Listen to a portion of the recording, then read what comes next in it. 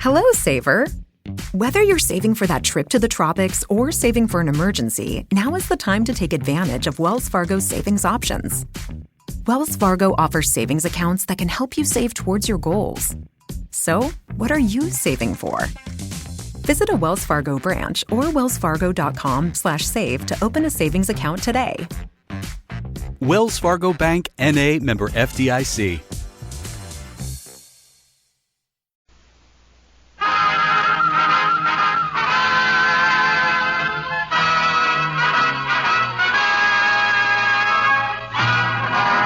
Of the Texas Rangers, starring Joel McRae as Ranger Jace Pearson. Another authentic reenactment of a case transcribed from the files of the Texas Rangers.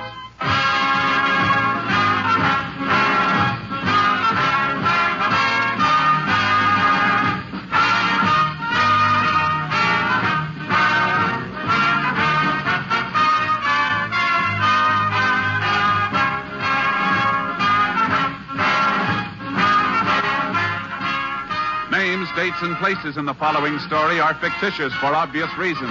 The events themselves are a matter of record.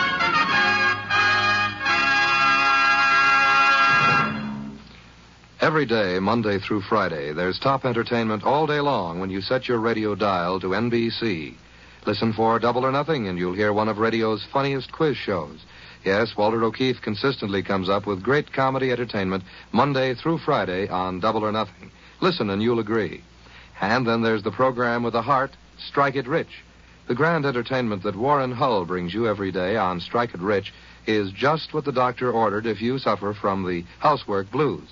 From Chicago, Tommy Bartlett brings you Welcome Travelers and interviews with the many interesting guests who each day pass through the Windy City. And for more fun, listen for Bob and Ray, those two zany comics. And then there's Music and Charm with Dave Garroway. So remember, every day, Monday through Friday, chase your blues away with the wonderful daytime programs on this station of the NBC Radio Network. And now, here's today's adventure with the tales of the Texas Rangers.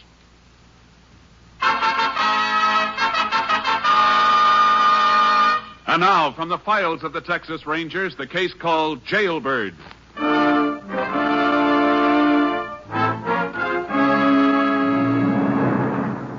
On October 8, 1939, Jim Hackett, serving a life term for armed robbery and murder, escaped from a Texas state prison farm.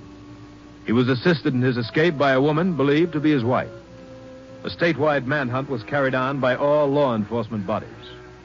Just after dark, 2 days later, in the town of Oak Bluff, Texas, a woman climbed the stairs to a room above a hardware store. That you, Sam? Yeah. Hurry up, get in here. Here's your sandwiches. What took you so long? They run out of ham. Had to send out for it. You should have got something else. How many times I got to tell you not to hang around outside? Well, you wanted ham. I'd have brought you cheese or something else. You'd have got sore like you did yesterday. I didn't want you Shut yelling. up. You talk too much. Did you mail that letter I give you? Yeah. Jim. Now, what's the matter with you? Nothing. You're shaking all over. What's the matter with you?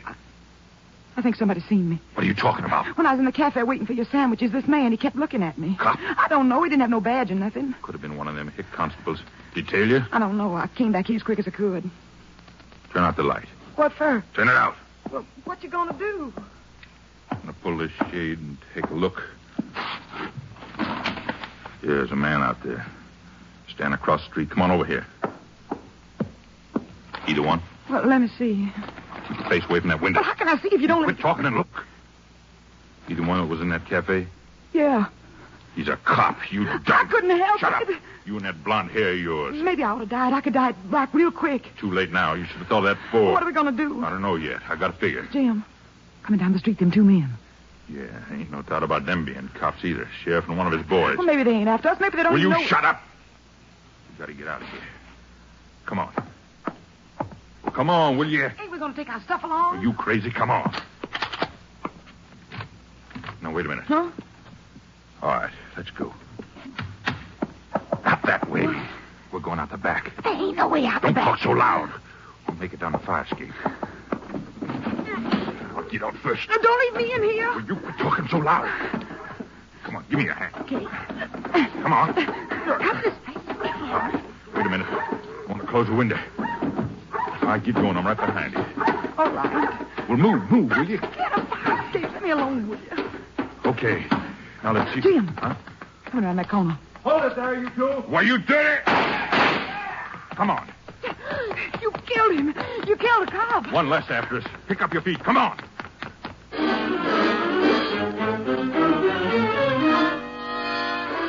The couple ran on, leaving Constable Simmons dead in the alley behind the hardware store. Shortly afterward, a witness reported seeing a man and woman jump into a car, stop for a traffic signal, and force the single occupant to drive off at high speed. All police units within a 100-mile radius were immediately alerted. 15 minutes later, Texas Rangers Jace Pearson and Clay Morgan approached a highway junction 20 miles south of Oak Bluff. There's a main road up ahead, Jace. Report said they were heading this way. I'll set up a roadblock at the junction. Pick them up if they try to pass. I reckon they could have turned off before they got this far out. Maybe, but it's more likely they'd try to get as much distance as they can between them and Oak Bluff. The main road's the best.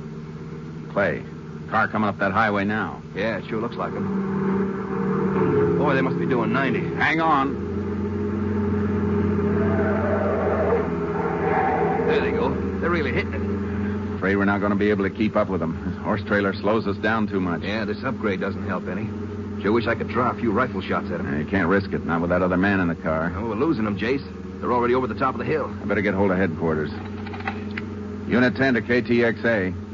KTXA to Unit 10. Go ahead, Unit 10. This unit pursuing car believed to contain Hackett and his wife. Direction south along State Road 292. 10-4.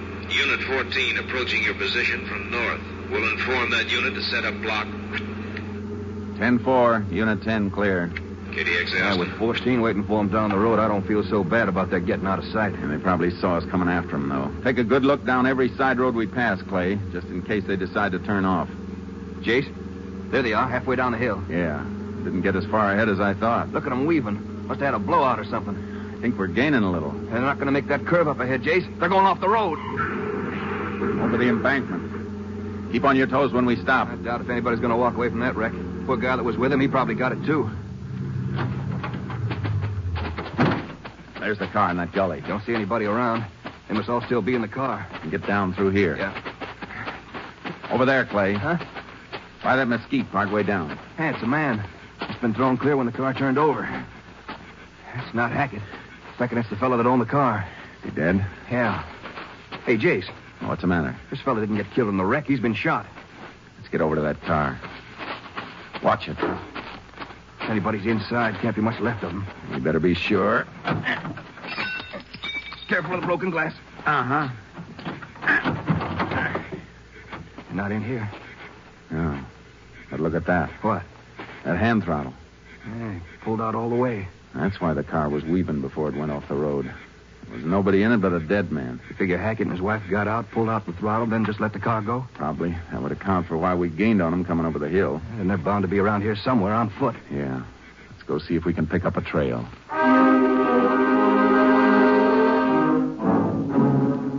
We went back to our car and notified headquarters of what had happened. Then we unloaded our horses and began combing the area. At noon the next day, a rancher 5 miles west of the scene of the wreck informed us that 2 of his horses had been stolen the night before.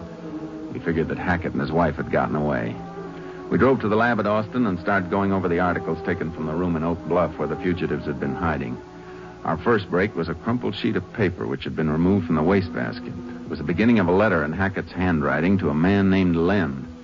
It had been discarded because of an ink blot. The gist of the letter was for Len to meet Hackett, but it didn't say when or where. We felt this could be a lead, so Clay phoned the warden at the pen to find out about Hackett's prison associates. Uh-huh. Yeah. Spell that last name again, will you? Okay, I've got it now. Thank you. So long, Warden. Any luck? Yeah, maybe. A man named Len Jeter was Hackett's cellmate for nearly 2 years. He's still in the pen? No, finished his full term about 6 months ago. Let's see what the files say about him. It's a pretty long chance, Jace. Hackett might not have rewritten that letter, and it could be he didn't send it. Men like Hackett don't write letters too often. When they do, it's usually for some special purpose. I'd say it's fairly likely he sent the letter. Yeah, it's worth a try anyhow. Let's see. Jeter's file ought to be down a little further. I sure hope we turn up something that gives us a lead to Hackett. Uh-huh. Here we are. Pull his file, Clay. Yeager, Jeansville. Here it is, Jeter, Len. Let's take it over to the table. Yeah. It's a nice fat folder. Whoever he is, this boy's no beginner. Neither's Hackett. Probably got a lot in common.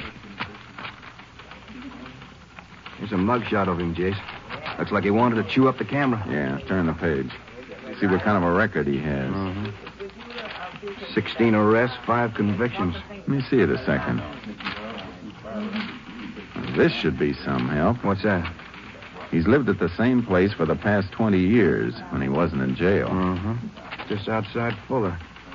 Jace, if he doesn't know anything about Hackett, we might have trouble making him talk. Hey, look at this under remarks. Refuse to talk. Refuse to talk. No voluntary statement. If he's still at home, maybe we shouldn't try to make him talk. Well, what do you figure to do? Watch Len Jeter's place without his knowing we're there. If he is taken off to meet Hackett, we want to be right after him.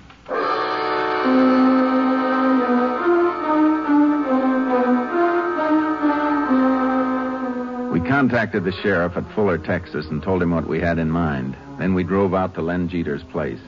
It was a run-down house at the foot of a hill just off the main highway. We took up a position on top of the hill where we could watch the house without being seen. After an hour, we saw Jeter come out of the house and begin chopping wood. For the next 2 days, he made no effort to leave his property. Clay and I watched during the day, and the sheriff's deputies took over at night. Toward noon of the third day, we lay on the brow of the hill watching Jeter move around his backyard. Sure gets hot out here around the middle of the day. I'm beginning to think maybe he never got Hackett's letter, Jason. Maybe not. He doesn't do anything but hang around the house. Doesn't even go out for groceries. We'll keep watching. He's got to go somewhere sooner or later. Yeah, but when? That's what we'll have to wait and find out. We don't know when Hackett wants to meet him. It's a cinch he's not in any hurry to go anywhere today. It could be barking up the wrong tree, you know. Jeter's our only lead to Hackett. One way or another, we got to stay close to him. Yeah, I reckon you're right. Hey, here's the sheriff. Howdy, Jace. Clay? Better keep low, Sheriff. Oh, yeah. Still nothing, huh? Yeah, not yet. Can your deputies take over again tonight, Sheriff? Well, sure, Jace, but I just don't... Hey, what's that? Jeter. Usually does some target practice about this time of day. Oh. Well, like I was saying, I can't see why you don't let me go down there and pick him up. I've had him in town before. I reckon between the three of us, we could make him talk. You didn't seem to have too much luck making him talk the last few times you took him in. It could be, with 3 of us, he'd be even more close-mouthed. Oh, I admit he's tough, and he don't do much talking. But you fellas could sit out here a month without getting any place. Sheriff's right, Jace. Maybe we should take him in. Okay. I sure wish there was some way to save this lead in case he doesn't talk. So do I. But I don't know what it'd be. Wait a minute. I got an idea. Clay, suppose you take Len Jeter in alone. I don't get you, Jace. Sheriff, can you fix me up with an old suit back in town? Well, sure, Jace, but what for? We're going to do a little play acting. All of us. When I change clothes, I want you to lock me up. I'm going to be one of the toughest gunmen in Texas. And you and Clay are going to treat me just that way. What do you got in mind? You bring Len Jeter in and put him in the cell with me. Maybe after we've been together a while, he and I'll have a nice, friendly little talk. I don't know, Jace. If he ever finds out you're a ranger, we're finished. It's a chance we'll have to take. Give the sheriff and me an hour, Clay, and go pick up Len Jeter.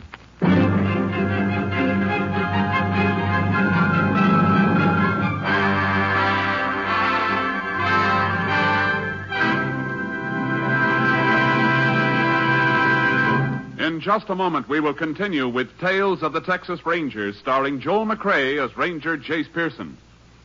If you want your child to have the best elementary schooling you can give him, won't you get a pencil and paper and take down the address I'm going to give you at the end of this message? Unless we start preparing now, in a few years, our public schools will be as far behind times as the Little Red Schoolhouse. Because of the huge increase in our birth rate during and after the last war, it's estimated that by 1956, there will be some 7 million more children in elementary schools than there are now. Now, we must start preparing at once. More equipment will be needed, textbooks, playgrounds, and above all, more elementary school teachers. To help assure your child a proper education, join and work with local groups and school boards. And for free information about how people in other communities are improving their schools, write to this address, National Citizens Commission for the Public Schools, 2 West 45th Street, New York, 19, New York. That's National Citizens Commission for the Public Schools, 2 West 45th Street, New York, 19, New York. And now back to Tales of the Texas Rangers. We continue now with Tales of the Texas Rangers and our authentic story, Jailbird.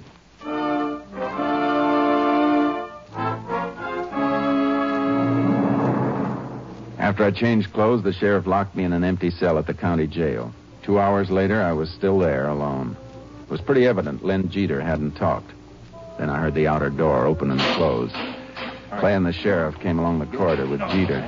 I stood close to the cell door and waited. All right, then, look, I tell you, you got no right putting me in here. I ain't done nothing. Come on, Jeter, now keep moving. You got no right to lock me up. We're not through talking to you yet. I'll tell you something, copper. Even if I knew where Jim Hackett was, you wouldn't get nothing out of me. Maybe you'll change your mind. Lock him up, Sheriff. You, Finnerty, get back at the cell door. What for? Now, look, Finnerty, we don't want no more trouble out of you. Move back. I ain't going no cell with nobody. You put me in a cell alone. The house is full. You'll take what you get. Don't worry, Jeter. You'll get along with Finnerty here. He's just like you, only worse. I don't want to be in a cell with nobody. I don't want you in here with me, neither. Get in there, Jeter. And you, Finnerty, you're coming with us. You gonna let me out now? Not yet. We found somebody who might have seen you rob that liquor store. Nobody's seen me rob nothing. Come on, Finnerty. Why don't you come get me? Why, you ornery Hold it, man. Sheriff. Now, look, Finnerty. You've already given us a lot of trouble. Don't make it worse for yourself. You going to come quiet? All right. Hey, wait a minute. Hey, you in there. Keep off that bottom bunk. It belongs to me. You paid for it? Just stay off it.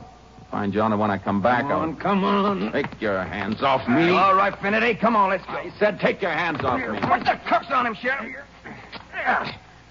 That'll keep you from getting too frisky. Dirty cops. Come on, get moving. Think you're going to make me talk. You better start thinking again. Yeah, we don't need no talk now. We got a witness. Witness? Who you trying to kid? Keep your mouth shut, Finnerty. I've heard just about enough out of you. You haven't heard nothing yet. Get moving. I told you before, keep your hands off me. Keep moving.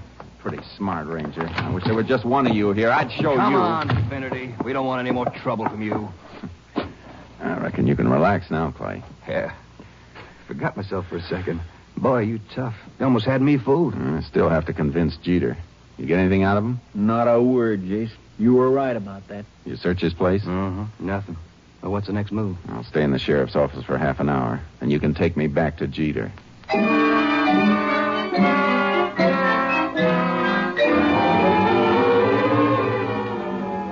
When Clay and the sheriff took me back to the cell, I could see Jeter was curious. I said nothing to him. For about an hour, I sat on the bunk, ignoring him. For another 30 minutes, I paced around the cell. Jeter watched me constantly. Several times he started to speak and then thought better of it. Finally, he couldn't stand it any longer. Where you from? Hey, you. Finnerty. You talking to me? Yeah. Asked where you was from. No special place. I've been all over. I ain't seen you around this part of the country before. No, don't reckon you have. What you in for? They say I knocked over a liquor store. What, did you? You sure ask a lot of questions, brother. You know, for a while I wasn't sure. I was thinking you was a cop. That's funny. I was thinking the same thing about you. You know something? I still think you are.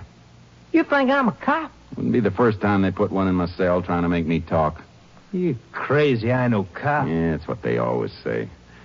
Hey, you're not going to get anything out of me. Hey, Finnerty, you got it all. You're wasting your time. Go on, rattle the bar, tell your pals to come get you. Don't use you hanging around here. Look, you ever hear of Jim Hackett? Maybe. Well, I'm a friend of his. That ought to tell you I ain't no cop. Anybody can say he's a friend of Jim Hackett. Where you live? I got a place right outside town. I bet you have. What are you? Deputy, ranger, what are you? And none of them. You see that place of mine, you know it wasn't no cop's house. I don't reckon I'd care about seeing it.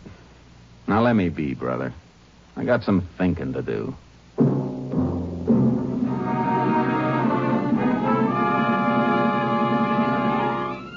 We sat in silence for the rest of the afternoon. A little before 6, the sheriff took me out of my cell.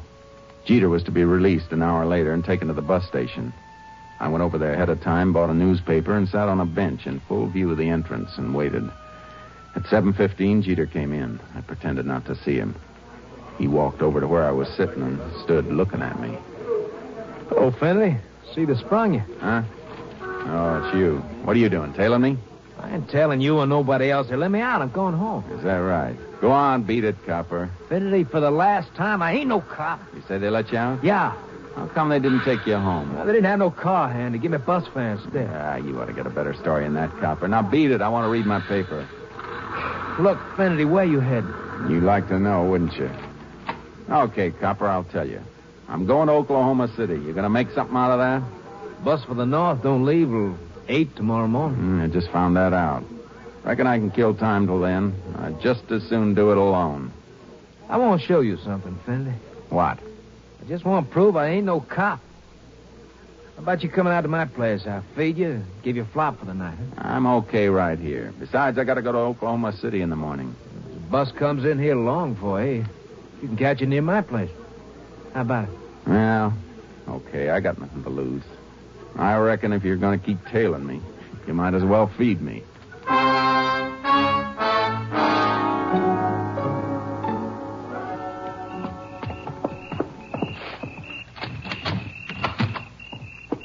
There. You believe me now? Yeah, don't look like a cop's place. And it ain't. Go on in. I get the light. Nice and quiet out around here. It's okay. And it ain't no cop's place. No, don't reckon it is. You like bacon eggs? Sure. And I'll fix us some, huh? What you figuring of doing in Oklahoma City? That's my business. You know, Finley, you're okay. That's good. You know how to keep your mouth shut, and that's something I like. 16 times they hauled me in. I never spilled nothing, not once. You and me, we're alike. Maybe so. Come on out here. I'll talk to you while I'm putting the bacon on the stove. What about? I got an idea. You got something special to do in Oklahoma City? Nothing special. Just going up to take a look around. Maybe pick up a buck or two. I kind of figured that. How about coming along with me tomorrow, huh? I can see you get some real dough. Doing what? Remember I told you I was a friend of Jim Hackett? Yeah. Well, him and his wife, they got something real big lined up. They want me in on it. What kind of job is it? I ain't sure. I think it's a refinery payroll. Jim said there was close to $250,000 there. You want to come along and cut in on it? How do you know Hackett will want me in on it? Look, Fandy, Jim and me were cellmates together. Anything I do is okay with Jim. Hackett staying around here? About 100 miles south. It's kind of hot right now. Him and his wife are hiding out in a shack down there. What time are you pulling out in the morning? I figured on getting a 5 o'clock bus. Ain't many people around that hour of the morning. I gotta make sure there ain't no cops tailing me. Well, how about it, Finley? Well, let me think it over. I'll let you know before morning. Before we turned in for the night, I agreed to go with Jeter and work on the job with Jim Hackett. We got up at 4 the next morning and took the 5 o'clock bus south. Jeter kept a sharp lookout for police who might be following. I knew Clay would be on our trail and hoped he'd stay far enough behind to avoid being seen by Jeter. He did. And toward noon, Jeter's suspicions relaxed. After an hour layover in a place called Snake River, we got on a local bus which took us 10 miles out of town. We walked another 3 miles along a dirt road. A little before 2 o'clock, sighted a shack halfway up a hill. Well, there she is. That shack up ahead? Yeah. Don't look like anybody's there. Somebody's there, all right. Jim's good at covering his tracks. Probably got the car hid away someplace. How'd you know where this place was? Jim wrote me a letter. Gave me a map on how to find it. Told me to burn it as soon as I knew how to get here. When did he send you this letter? 2-3 days ago. Yeah, it seems I read something about him being in the scrape the past couple of days. You sure he hasn't changed his plans? Nah, not Jim. He'll make up his mind to do something, he does it. All the cops in the world can't stop him. Sure, we'll be glad to see him. I reckon he'll be pretty glad to see it. Put your hands up. Huh? Jim, put the gun away. It's me. Oh, yeah. Well, you're lucky I didn't plug you. Seen 2 guys come up the hill and thought you was cops. Who's this? Friend of mine. I didn't tell you to bring no friends. How about letting us come in, Jim? Oh, come on. All right. Where's Sal? She went for grub. Ain't that kind of dangerous? She's pretty easy to spot. She dyed her hair. And you let me worry about her being seen. Sure, Jim. Who are you, mister? I told you he's a friend of mine. My name's Finnerty. Well, I don't care what your name is. What are you doing here? Look, Jim, don't be that way. I brought Finnerty here because I figured you could use extra man. If I'd have needed a man, I'd have told you. Me and Sal and you can handle this job easy. We don't need nobody else. That's the way you feel about it. Reckon I'll be moving along. I never stay where I'm not wanted. You ain't going no place, not until I tell you to. Now, look. Shut up! How do you know this guy's all right? He's okay. He was in a clank with me. How long you known him? Well, since yesterday, but... Yesterday? Are you crazy, Lance? Look, you can use me, I'll be glad to stay. You don't want me, I'm moving along. You can use him, Jim. He's okay. You should have heard him talk to them cops over the county lockup. He don't take nothing from nobody. Now, how about using him? We ain't using him. And I ain't letting him leave here and spill it all over the country where I'm hiding out. You don't have to worry about that, mister. I'm not the talking kind. That's right, Jimmy ain't. You don't have to worry about Finnerty. See, I gotta get rid of him. Now, wait a minute. Shut up! You. Get over in that corner while I figure out what I'm gonna do. Sure. Now, wait. Come here. What do you want? You got a gun? No. Put your hands over your head. I want to make sure. I told you I didn't have a gun. Give me that gun, you dirty... There we are. You too, Jeter. Finnerty, what's this all about? My name's not Finnerty. You're both under arrest. A cop. I knew it. But he can't be a You cop. stupid. Turn around and keep your hands up. Keep 'em up. You got no sense, Jeter. $250,000 right in our hands, and you got to bring a cop here. How'd I know about him? You ought to watch who you take up with. Somebody should have told him that before he took up with you, Hackett. All right, you two. Get moving.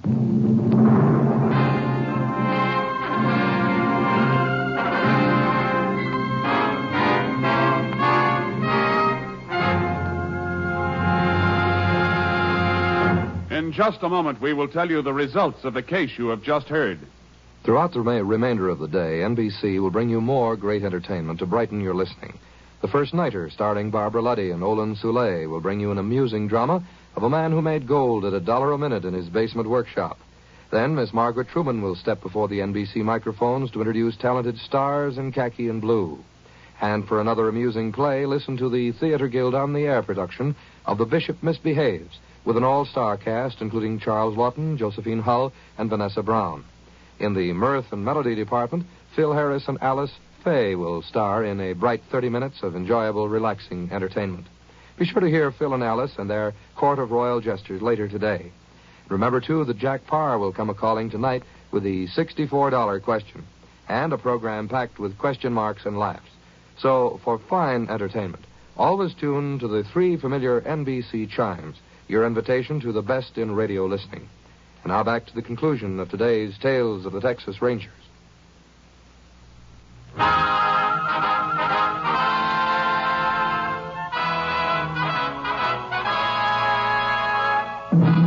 And now, here are the results of the case you have just heard. Ranger Clay Morgan apprehended Sal Hackett on her way back to the shack where she and her husband had been hiding. She was sentenced to 20 years at the women's prison at Goree. Len Jeter received a 30-year term for obstructing justice and conspiring to commit armed robbery. Jim Hackett was found guilty of murder with malice and died in the electric chair at Huntsville. This is Joel McCrae. There are a good many stories that the Rangers tell about some of the so-called bad men they've picked up over the years. They tell about one in particular whose bark was truly worse than his bite. The story goes that this so-called bad man came into a saloon one night flourishing a pair of pistols and ordered all the people over in a corner, saying that he was the roughest, toughest man in the whole state of Texas. He then sat down, still pointing his guns at the frightened customers, and ordered the bartender to bring him a drink. "What'll you have, sir?" asked the bartender. "Bring me a glass of milk," he replied. "Milk?" said the bartender. "For the roughest, toughest man in the state of Texas?" "Well, then," answered the bad man, "put it in a dirty glass." So long, folks. See you next week. Next week, Joel McCrae in another authentic reenactment of a case from the files of the Texas Rangers.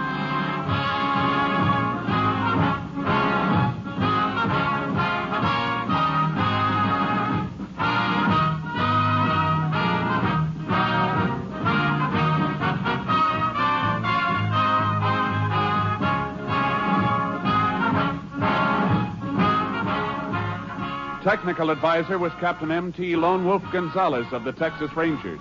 This story was transcribed and adapted by Charles E. Israel, and the program is produced and directed by Stacy Keach. Hal Gibney speaking.